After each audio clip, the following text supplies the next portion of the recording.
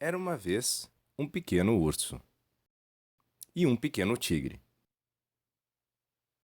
Eles viviam numa linda cabaninha.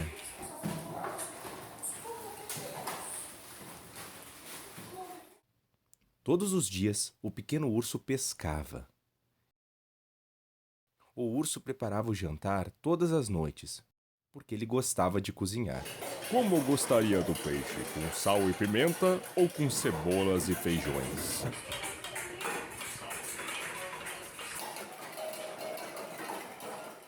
Então um dia, uma caixa de madeira chegou flutuando no rio.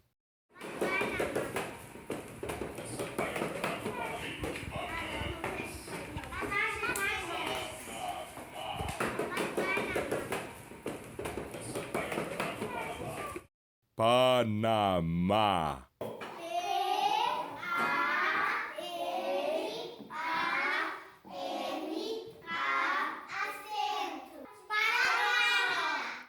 Para encontrarmos nosso caminho, precisamos de uma placa. O urso era um ótimo marceneiro.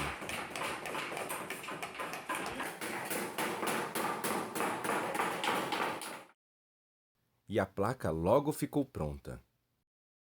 E se foram seguindo a placa ao longo do rio.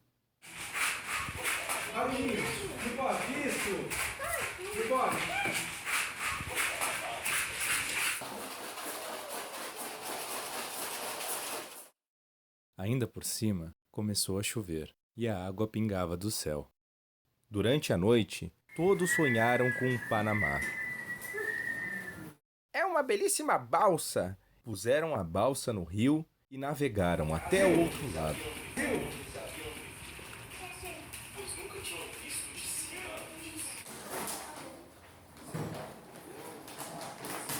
Logo, encontraram uma pequena ponte que havia caído.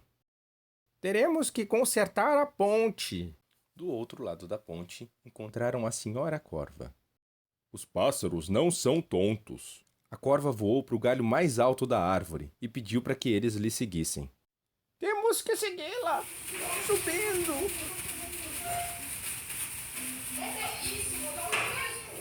Dançaram alegremente.